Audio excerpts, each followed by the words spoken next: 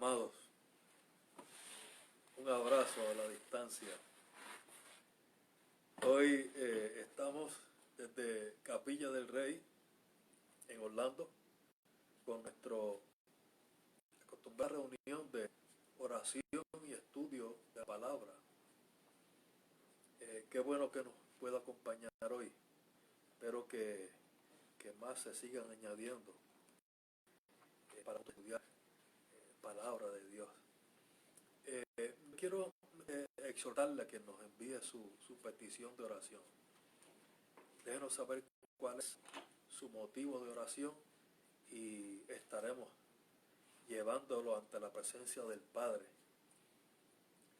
en intercesión. Así que escríbanos ahí mismo a través de Facebook. Déjenos saber cuál es su petición de oración. No tienen que entrar en muchos detalles, pero sí permitan compartir su carga y con mucho gusto estaremos orando. Mientras, quiero decirles que ya en Capilla del Rey estamos reunidos.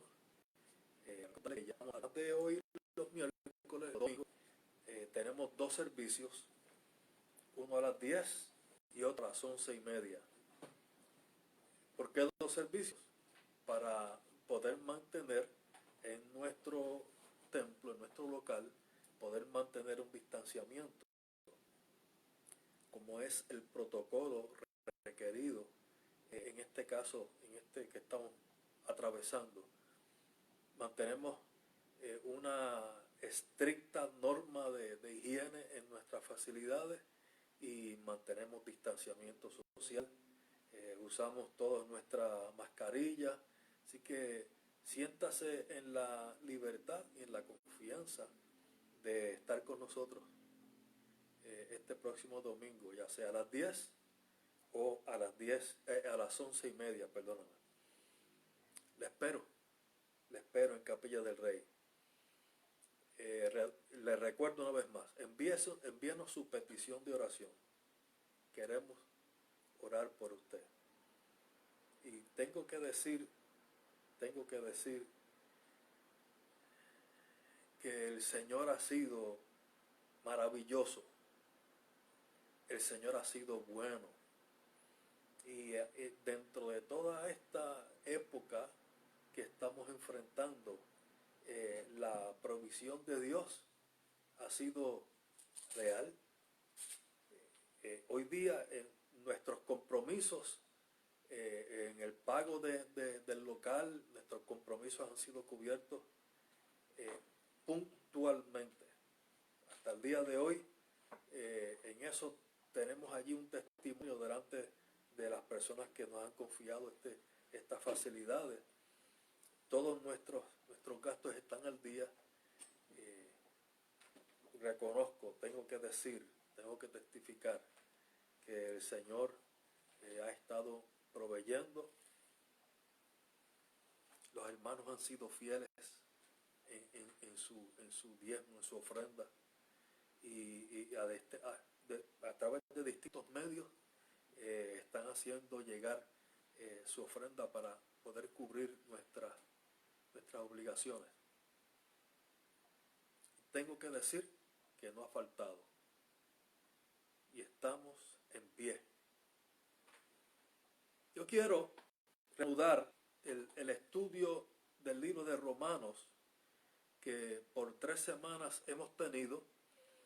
Dije al principio que iba a ser un estudio, es un resumen, una síntesis del libro de Romanos. Bueno, hemos tardado ya con hoy 3 miércoles y hoy vamos a continuar y vamos a reanudar en el capítulo 5 del libro de Romanos, allí en el verso 1. Por cierto, si tiene también alguna pregunta sobre el tema que estamos tratando en el libro de Romanos, también nos puede escribir con esa pregunta y vamos a hacer todo lo posible por contestarle aquí durante esta transmisión en Facebook Live. Romanos capítulo 5 y verso 1. Justificados pues por la fe, tenemos paz para con Dios por medio de nuestro Señor Jesucristo. Una vez somos justificados, y esto por la fe, tenemos paz, y esto es por medio de nuestro Señor Jesucristo. Hay solo un mediador entre Dios y los hombres, uno solo, Jesucristo hombre.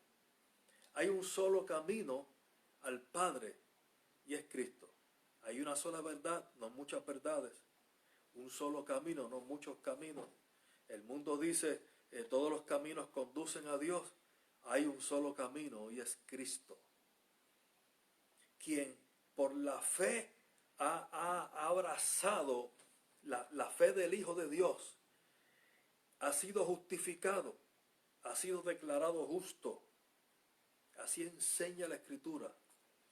Justificados por la fe en Cristo, no fe en la fe, por la fe en Cristo. Y cuando eso ocurre, tenemos paz para con Dios. Y el verso 2 dice, por quien también tenemos entrada por la fe a esta gracia, en la cual estamos firmes y nos gloriamos en la esperanza de la gloria de Dios. Yo quiero definir esa palabra, gloriarnos. ¿Qué significa gloriarnos? Tiene varios significados. Significa descansar en, apoyarnos en, depender de. El gloriarse implica que nos estamos apoyando en, nos gloriamos, nos apoyamos en la esperanza de la gloria de Dios. Pero, dice el verso 3, y no solo esto, es decir, nos gloriamos en la esperanza de la gloria de Dios. Pero no solo esto, sino que también nos gloriamos en las tribulaciones. Es decir, nos gloriamos en la gloria de Dios, pero también nos gloriamos en las tribulaciones. Tanto en lo uno como en la otra yo puedo gloriarme. Es decir, no hay impedimento para gloriarme en la esperanza del Hijo de Dios, aunque sea en la tribulación. Sino que también nos gloriamos en las tribulaciones, sabiendo que la tribulación produce paciencia. Y quiero enfatizar que produce paciencia. Recientemente estuvimos ministrando en cuanto a esta palabra. ¿Por qué específicamente la tribulación, es decir, la prueba de nuestra fe, produce paciencia? Dice Hebreos, porque os es necesaria la paciencia, para que habiendo hecho la voluntad de Dios, obtengáis la promesa. Es necesaria la paciencia. También dice otro verso, con la paciencia ganaréis vuestras almas. Porque es necesaria. La paciencia es ánimo extendido. Es el ánimo, es la fe. La fe produce un ánimo extendido. Por eso es que el producto, y estoy ahora parafraseando la palabra que dice produce, el producto de la tribulación es paciencia.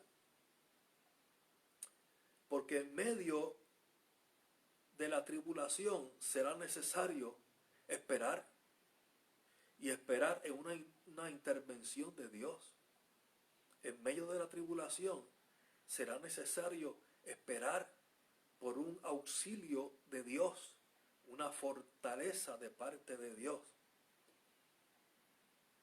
Por eso la tribulación produce paciencia. Y yo quiero señalar que produce paciencia en aquel que mantiene sus ojos puestos en Jesús.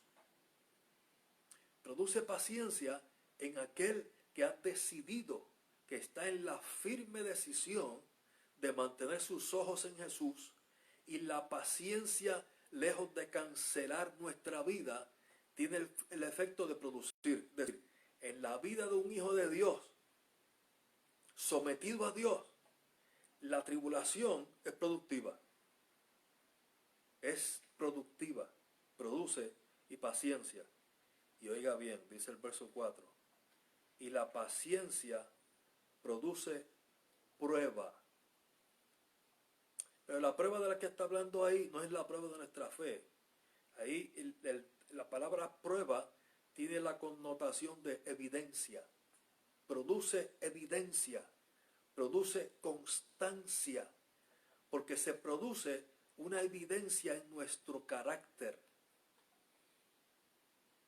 Es lo que el efecto productivo de la tribulación produce paciencia, y la paciencia es también productiva, produce evidencia.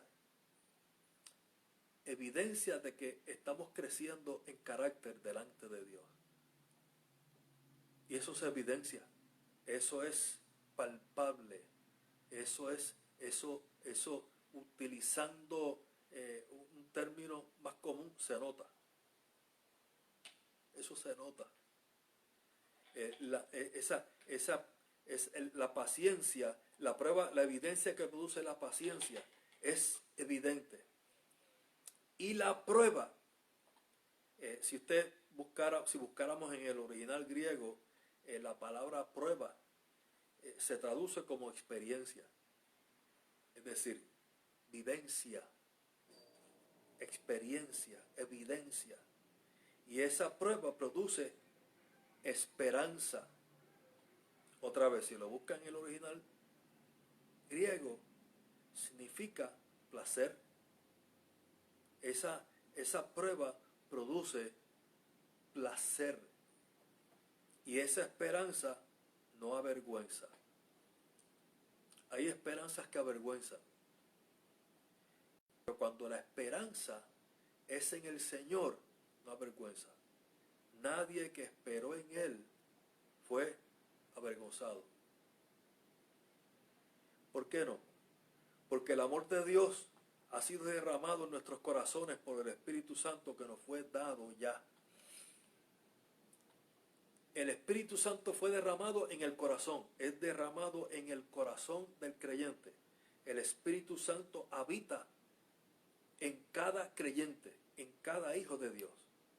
Por eso es que se convierte en las arras. El Espíritu Santo en nuestra vida es una arra, es un signo de compromiso de parte de Dios, así como lo es un anillo de compromiso de matrimonio.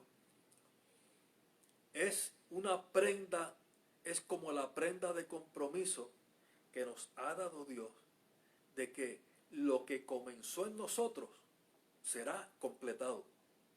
Que el que comenzó en nosotros la buena obra, la completará hasta el día de Cristo. Por eso es las arras de mi herencia, y ya nos fue dado. Segundo, quien nos dio el Espíritu Santo, nos dará también con Él todas las cosas. Quien nos dio el Espíritu Santo, nos dio todo, todo.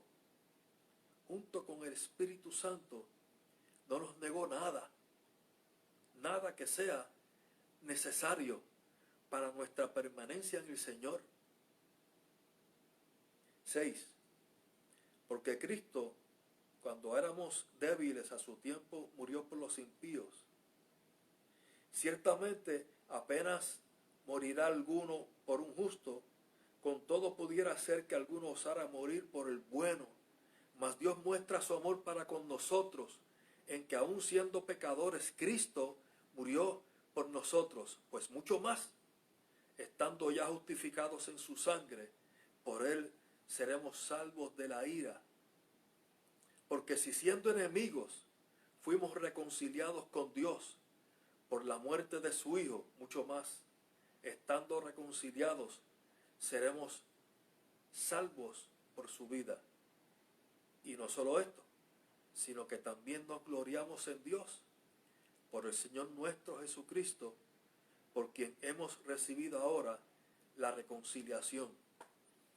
Y quiero aludir aquí ahora a un pasaje de Primera de Corintios, que dice que fuimos reconciliados por Dios y nos dio el ministerio de la reconciliación. Es decir, a los reconciliados con Dios se les es dado el ministerio de la reconciliación. Y a través de ese ministerio, dice el apóstol Pablo, le decimos a los hombres, clamamos a los hombres. Más bien, quiero utilizar palabras del apóstol Pablo, rogamos a los hombres, reconcíliate con Dios. Es decir, que en ti ocurra lo mismo que ocurrió en nosotros. Nos reconciliamos. Quien está reconciliado con el Señor, quien vive en el Señor, quiere que lo mismo ocurra en la vida de otros. Por eso, nadie más está autorizado por Dios a llamar a otros a la reconciliación con Él, sino un hijo de Dios. Es el Hijo de Dios el único que puede tomar en su boca la palabra de Dios para anunciarla a otros, para que también se reconcilien. Y le ponemos nombre a eso, evangelismo. Quien único puede hacer evangelismo es un creyente. Quien único puede hacer evangelismo es la iglesia del Señor. Y a través de ese ministerio que hemos recibido, rogamos a los hombres, reconcíliate con Dios. Yo quiero terminar aquí el capítulo 5 y dar un salto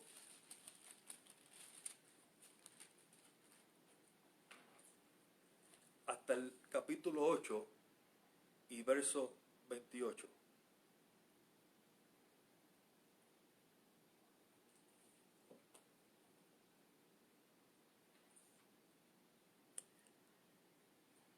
Dice así, y sabemos que a los que aman a Dios, todas las cosas les ayudan a bien. Esto es, a los que conforme a su propósito son llamados. Yo quiero enfatizar que dice ahí, todas las cosas les ayudan a bien. Ahí no dice que todas las cosas obran para bien. Yo quiero llamar su atención en eso. Ahí no dice todas las cosas obran para bien. Ahí dice todas las cosas ayudan a bien. ¿A quiénes? A los que aman a Dios. A quien no ama a Dios, no todas las cosas le ayudan a bien. Entonces, ¿cómo es que todas las cosas pueden ayudar a bien? Porque Dios en su misericordia, Dios que tiene nuestra vida en el hueco de su mano, hace que inherentemente a cada cosa que nos ocurre tenga incluido el efecto de ayudar a bien, aunque no sean buenas. Aunque no sean buenas. Yo quiero decir, hacer la salvedad, que cuando dice todas las cosas, está hablando de cosas que llamamos malas y de cosas que llamamos buenas. Todas las cosas ayudan a bien, lo que es bueno y lo que no parece bueno. ¿Por qué hago esta salvedad? Porque hay cosas que llamamos buenas que a gente no les hace bien. Por cosas que llamamos buenas, gente se pierde. Por cosas que llamamos buenas, gente se aleja de Dios. Y no está Dios en eso. No está Dios allí. No tenemos que ir muy lejos del texto bíblico. Sí. La Biblia dice que raíz de todos los males es el amor al dinero. Entonces, usando eso como ejemplo, podemos citar de cómo algo que puede ser bueno, como es la prosperidad, el buen sostén económico, puede hacer que alguien se ate su corazón a eso y que vea en eso una razón para gozarse solo en eso, mantenerse solo allí y sacando a Dios del panorama por completo y dependiendo de eso. Le pasó al pueblo de Israel. El pueblo de Israel llegó un momento que Dios le reclamó y Dios les dijo: cuando tuvieron necesidad clamaron a mí y yo les fui propicio, pero en su prosperidad se olvidaron de mí. Y Dios les habla directamente: en tu prosperidad me dijiste, no te necesito. Cuando fueron prósperos, le dijeron a Dios, no te necesitamos. Es como quien ve a Dios como su respuesta y no como la respuesta. Es decir, es la respuesta que se usa en caso de necesidad, pero una vez que eso se resuelva, ya no necesitan más a Dios. Por eso Jesús dijo: bienaventurados los pobres en espíritu, porque de ellos es el reino de los cielos. Alguien preguntó una vez: ¿y qué es un pobre en espíritu? Y la respuesta que tuvimos fue, parecería redundante, la respuesta fue: alguien que no es rico en espíritu. Entonces, ¿cómo es un pobre en espíritu? Alguien que sabe que necesita a Dios. Alguien que sabe que necesita depender de Dios, aunque viva en prosperidad. Alguien que sabe que necesita de Dios, aunque no tenga mayores problemas. Alguien que ha reconocido que sin Él nada puede hacer. Por eso vive cerca del Señor, vive buscando su presencia, vive delante de Él sometiéndose a Dios, porque lo necesita. Y sin Él, ese es el que dice: sin ti nada puedo hacer. Eso fue lo que dijo Jesús, Juan capítulo 15: sin mí nada podréis hacer. Entonces, a los que aman a Dios, todas las cosas les ayudan a bien. Pero es necesario que yo defina primero que amo al Señor. Ahora quiero dar otro salto más. Yo quiero pedirle que usted me acompañe al capítulo 12 del libro de Romanos. 12 de Romanos.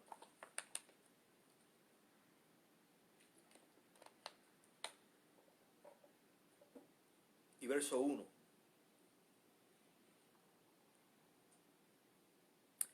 Así que, hermanos, os ruego por la misericordia de Dios que presentéis vuestros cuerpos en sacrificio vivo, santo, agradable a Dios, que es vuestro culto racional. Y el apóstol Pablo está haciendo la salvedad de que este es un sacrificio vivo, no cruento, como los sacrificios que se hacían en el Antiguo Testamento. Y que lo que se está sacrificando, dice, es nuestro cuerpo, nuestro ser, que lo presente en sacrificio vivo, es santo, agradable a Dios, y ese es mi culto razonable. Por eso dice en el verso 2, no os conforméis a este siglo, sino transformaos por medio de la renovación de vuestro entendimiento, para que comprobéis cuál sea la buena voluntad de Dios, agradable y perfecta. Primero, no tomes la forma de este siglo. Cuando está hablando de la conformación, ahí no está hablando de conformismo, está hablando de conformación, es decir, no tomes la forma de este siglo. Ahí no está hablando de tener conformidad con el mundo. Lo que está diciendo es: no tomes la forma del mundo. Y el apóstol Pablo está usando una figura que él conocía en sus tiempos. Era la forma de un artista hacer una figura que se podría llamar una escultura, pero no esculpiendo con un cincel, sino vaciando una substancia voluble dentro de un molde para que se conformara a la forma de ese molde, De eso es que está hablando. Lo que está diciendo es, no te amoldes al molde del mundo, valga la redundancia. No tomes la forma del molde del mundo, de este siglo, sino transfórmate por medio de la renovación de vuestro entendimiento para que puedas comprobar cuál sea la buena voluntad de Dios, agradable y perfecta. Primero, la voluntad de Dios es agradable y perfecta. La voluntad de Dios no es desagradable y no tiene imperfecciones. La voluntad de Dios es perfecta y es agradable. Segundo, se puede comprobar. Ahí dice que esa buena voluntad de Dios, que es buena, agradable y perfecta, se puede comprobar. La puedo comprobar no conformándome a este siglo, sino transformándome por medio de la renovación de mi entendimiento, comprobaré la voluntad de Dios. En específico, ¿de qué está hablando el capítulo 12 de Romanos?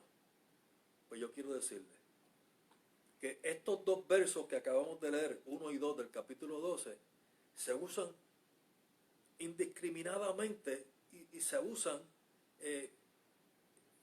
quiero corregir la palabra indiscriminadamente, se usan con una amplia aplicación. Sin embargo, de lo que está hablando el pasaje es de algo bien específico. Bien específico. Verso 3.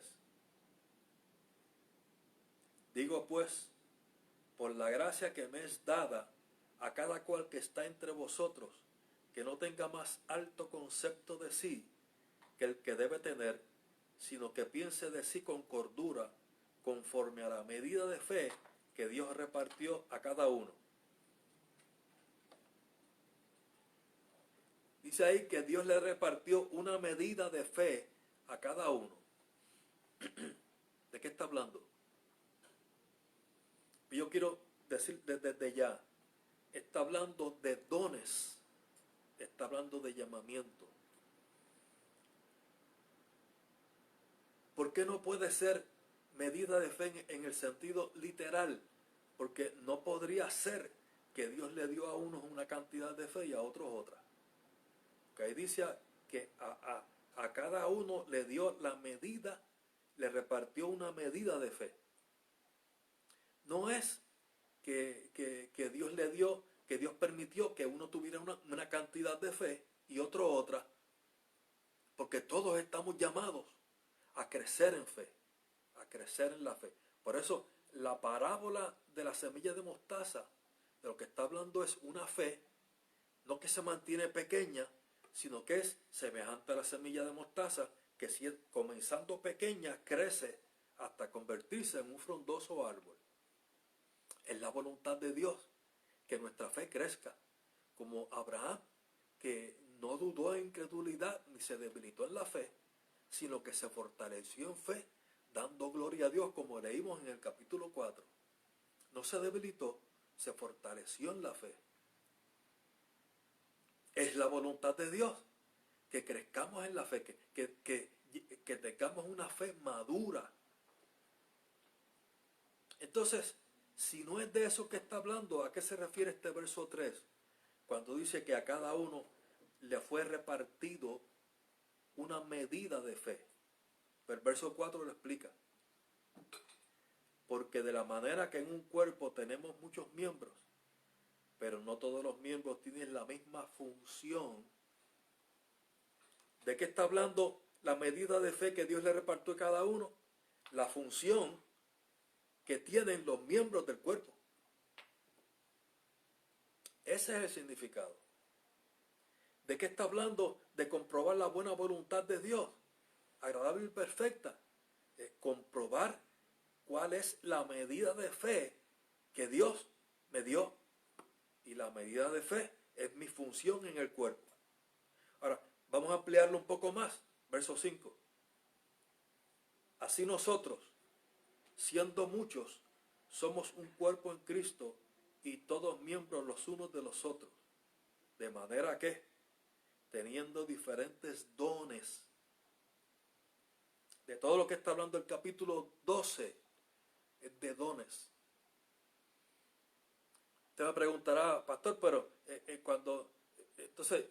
cuando voy a comprobar la voluntad de Dios agradable y perfecta, ¿tiene que ser específicamente en cuanto a dones? No. Yo puedo comprobar la voluntad de Dios en toda área en mi vida porque Dios ha mostrado ya su voluntad en su palabra. Yo la puedo comprobar. Muchas de las cosas por las cuales oramos, que Dios nos muestre, no deberíamos estar porque ya Dios lo mostró. Dios mostró ya cuál es su voluntad. Vuelvo al capítulo 12. A cada uno se le dio una medida de fe. Y el apóstol Pablo liga esto directamente con la ubicación que yo tengo dentro del cuerpo, es decir, la iglesia. Y la ubicación se llama don, el don que Dios repartió a cada uno.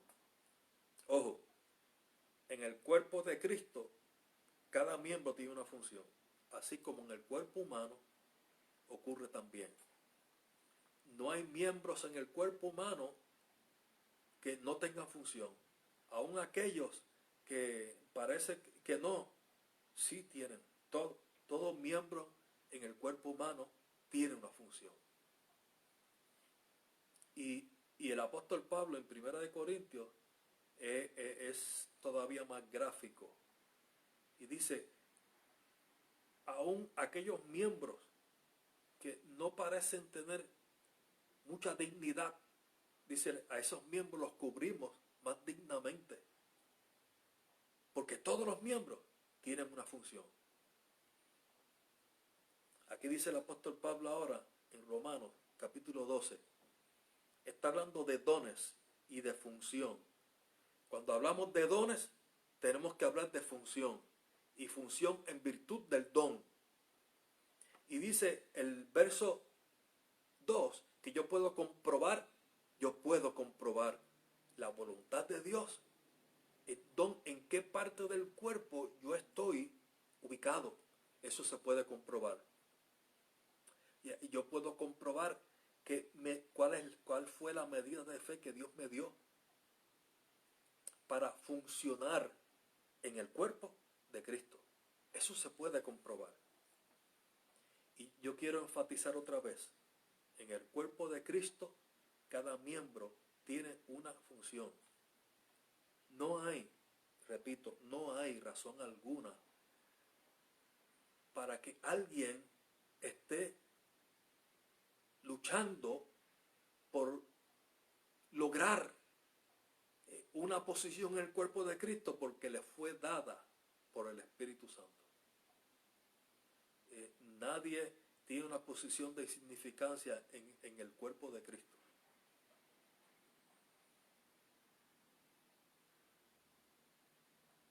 Verso 6 otra vez.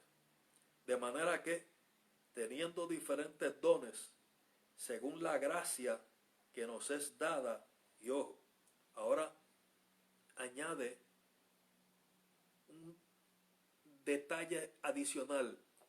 Ese don lo recibí por la gracia. Los dones del Espíritu Santo también se reciben por la gracia. No son premios.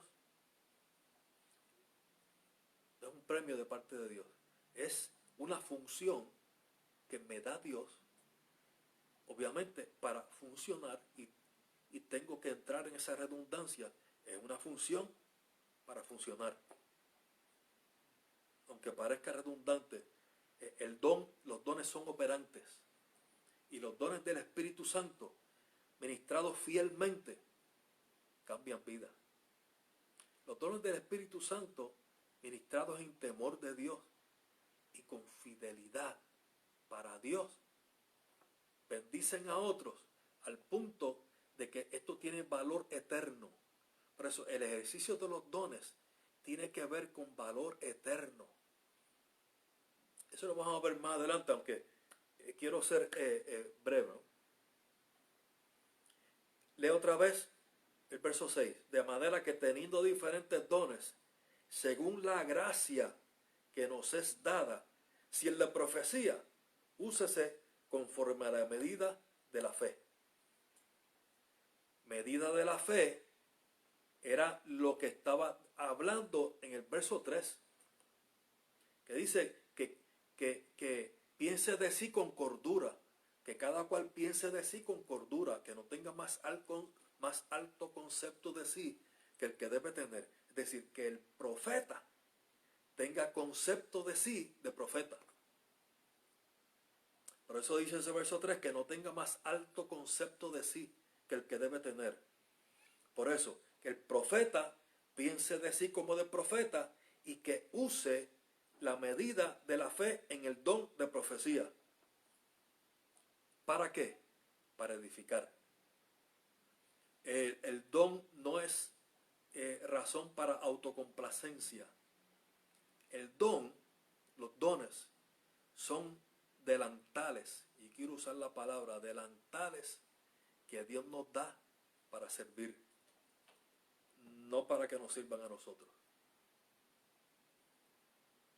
No importa cuál sea el nombre del don que Dios nos haya dado, es para servir a otros.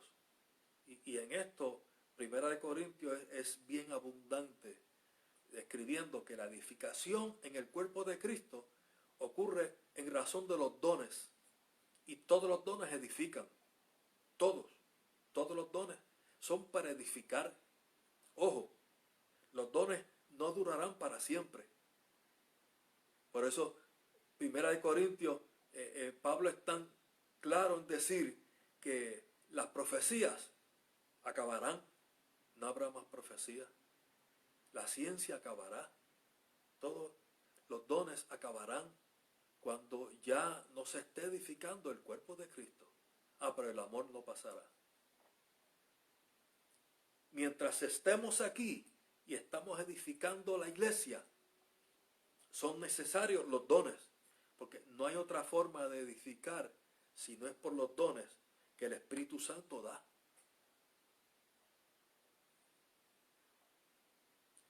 Si el de profecía, úsese conforme a la medida de la fe, o si de servicio, en servir, porque la medida de fe que le dieron fue para servir.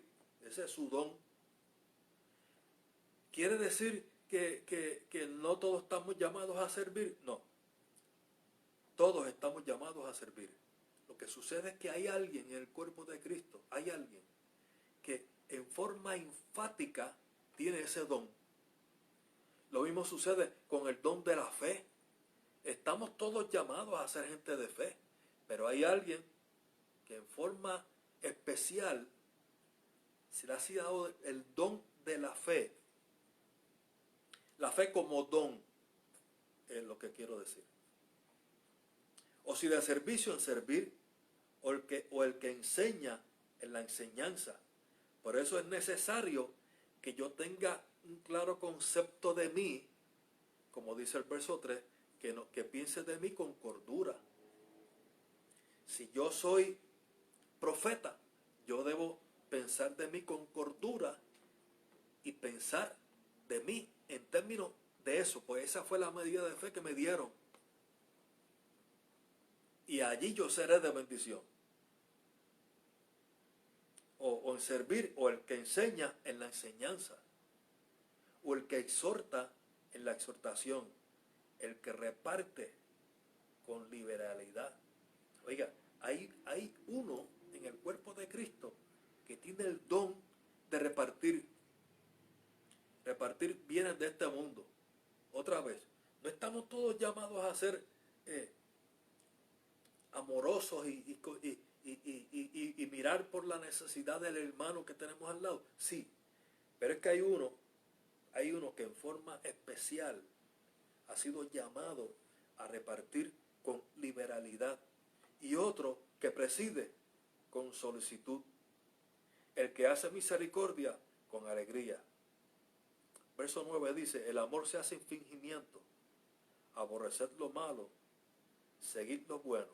Amad los unos a los otros con amor fraternal, en cuanto a honra, prefiriéndoos los unos a los otros. Es decir, yo estoy llamado a honrar a mi hermano, no a deshonrarlo, a honrarlo.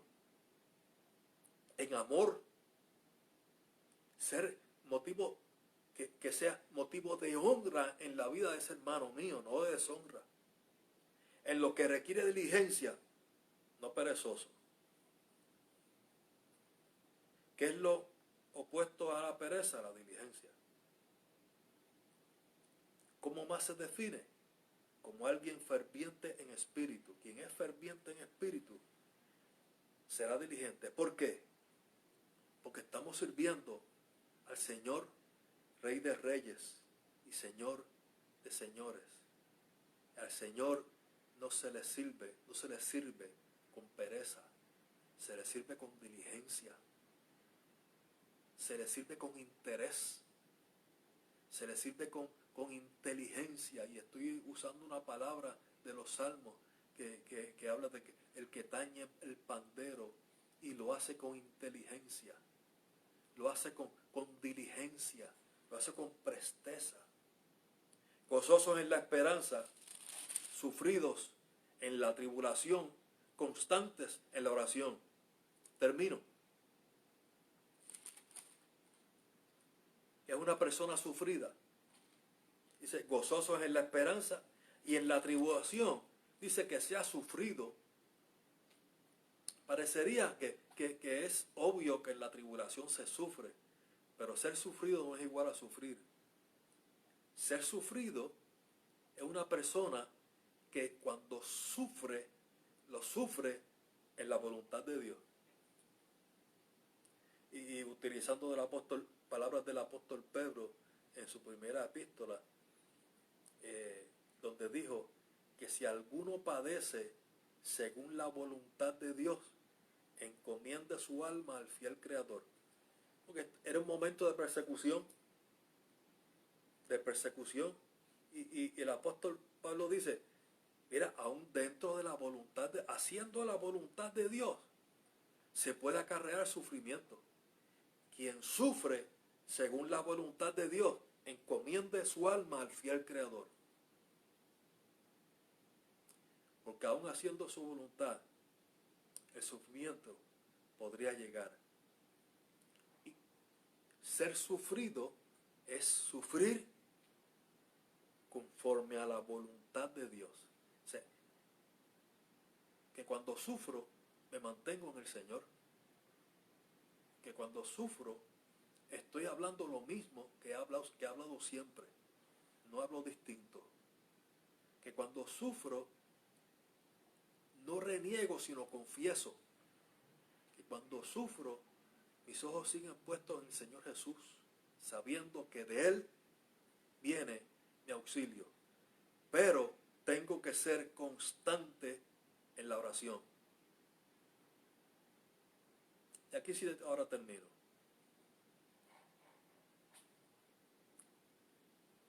Podríamos dar un estudio bíblico ahora sobre la oración, que no lo vamos a hacer, pero quiero decir en forma resumida que casi en cada pasaje donde la Biblia habla de la oración, incluye el aspecto de la constancia.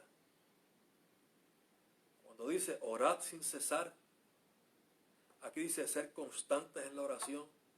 Las parábolas de Jesús dejó bien claro que la oración tenía que ser constante. Tiene que haber constancia en la oración. ¿Por qué? No puede haber lapsos en la oración.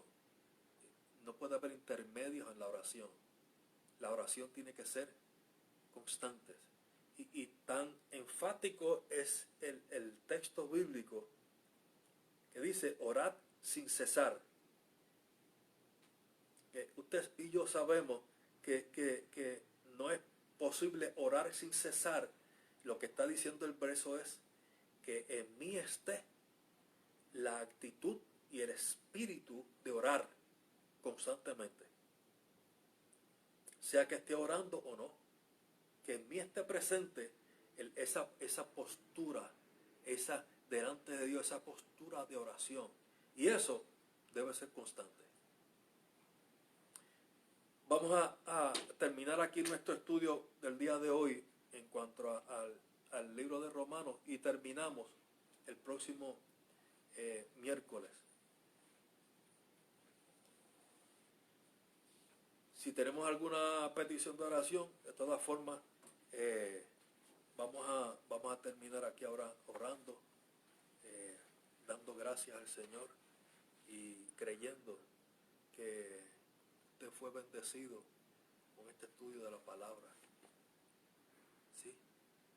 Amado Salvador, gracias por tu palabra, Padre bueno. Tu palabra es viva y es eficaz. Tu palabra nos instruye en la fe, Señor. Tu palabra alumbra nuestros pasos, es lumbrera nuestro camino. Tu palabra alumbra, Señor, y es más cortante que toda espada de dos filos, Padre eterno. Gracias por tu palabra. Señor, gracias por ella, Padre. Tú eres bueno en habernos dado de tu palabra. Tú eres bueno, Señor. Gracias. Bendice a cada hermano, Señor, que ha estado en sintonía, Señor. Mírales a cada uno de ellos, Señor amado. Obra en sus vidas, Señor, como poderoso gigante en cada uno de ellos. En el nombre de Jesús. Gracias. Gracias.